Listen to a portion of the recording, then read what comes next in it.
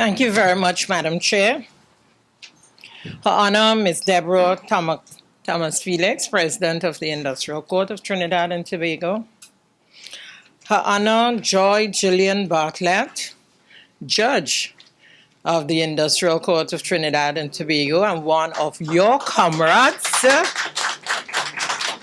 in whom I'm very, very proud. Ms. Claudia Coenards, Director, ILO Decent Work Team and Office for the Caribbean.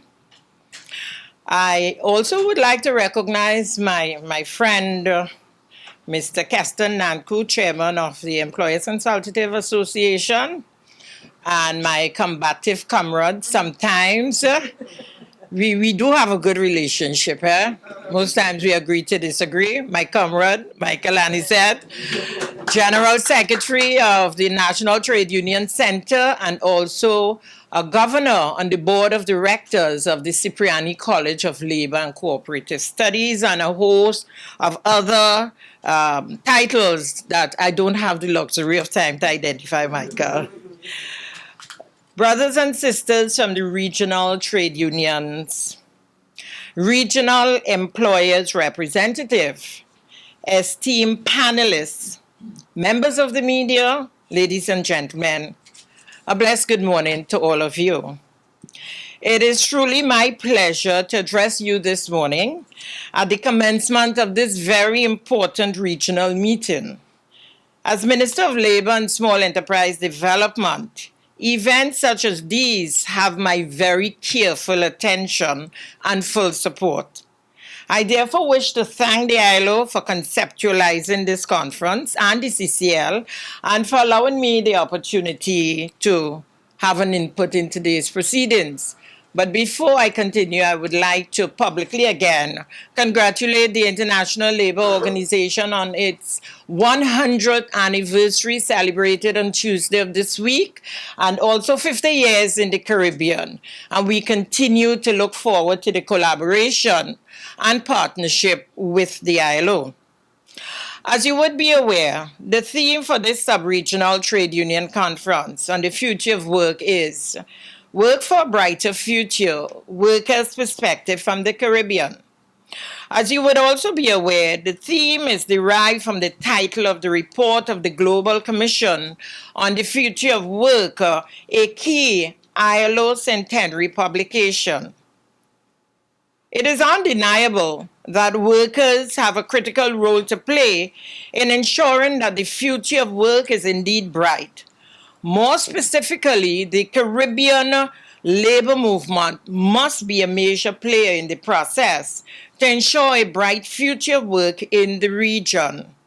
Indeed, the fact that Mr. Cyril Ramaphosa, current president of South Africa and trade unionist, was one of the chairs of the Global Commission on the Future of Work, signals that the key role of workers in implementing the future of work agenda.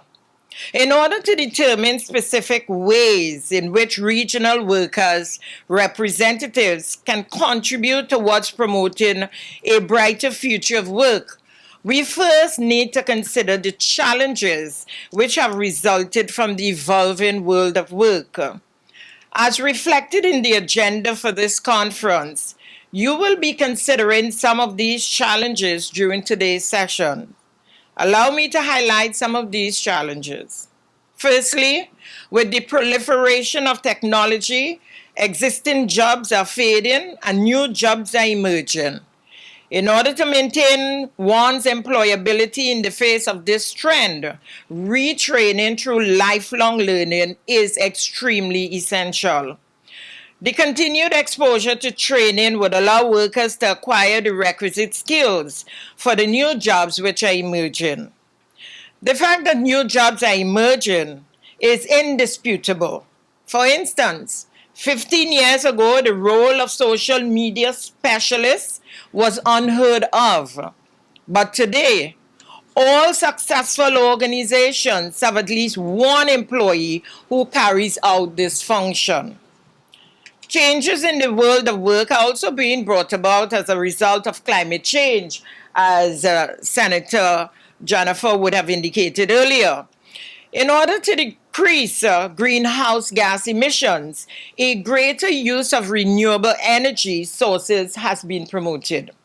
As a result of this trust towards renewable energy, it is likely that there would be an increased demand for jobs in the renewable energy sector, and at the same time, it is possible that a decline in the number of jobs in the fossil fuel sector would be observed. In order to address this, access to training opportunities for jobs in the green economy is critical.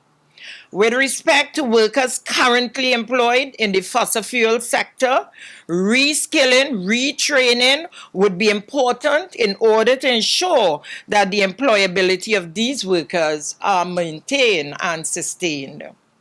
Current trends in population demographics are also affecting the world of work. One such trend is an aging population.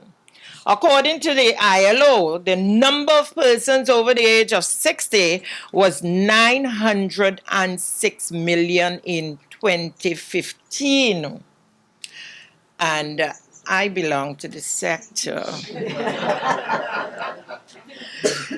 And this is projected to increase to 1.4 billion by the year 2030. As a result, there will be an increased demand for workers in what is referred to as the care economy. That is, the demand for workers employed in jobs related to looking after each other as we grow old together. Once again, equipping the labor force with the requisite skills to be able to be employed in this emerging sector is key. Additionally, today's labor landscape now also comprises new forms of work, also referred to as non-standard form of employment. These include short-term contract employment, agency work, and the gig economy.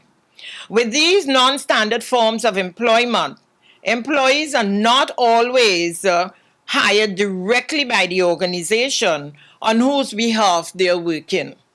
These new employee-employer relationships present a challenge for workers, in that it is difficult to be represented through the traditional model where the majority of employees at a given workplace is affiliated to a particular trade union, which then negotiates terms and conditions on behalf of those members through the process of collective bargaining.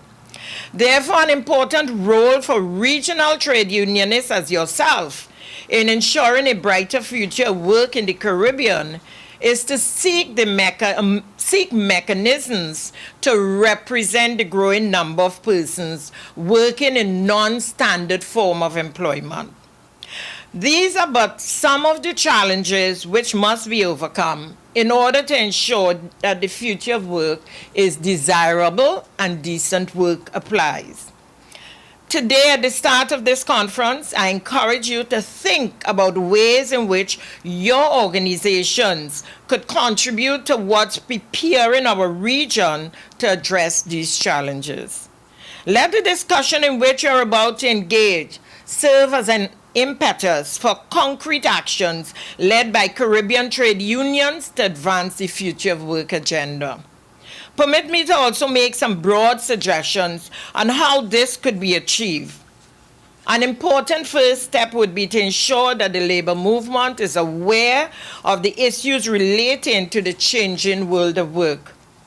I urge each trade union representative here to share what you will glean today with your respective trade unions and your membership.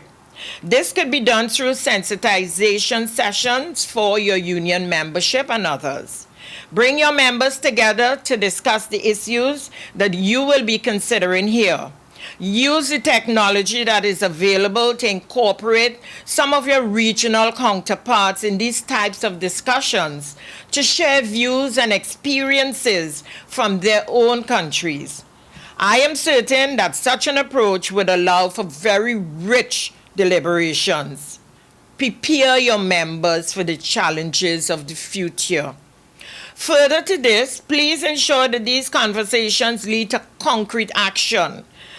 I therefore urge you to develop initiatives to combat some of the challenges that I have shared with you.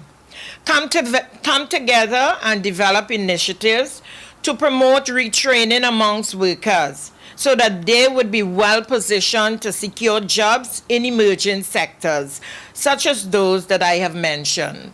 Furthermore, have the important discussions about ensuring that workers have access to representation in the context of new forms of work and consider accounting for the relevant mechanisms to achieve this. The initiatives you conceptualize should, of course, be implemented in collaboration with your other social partners and key stakeholders, such as academia, because it is only through our combined efforts that we can overcome the challenges facing us to forge a brighter future of work in this region.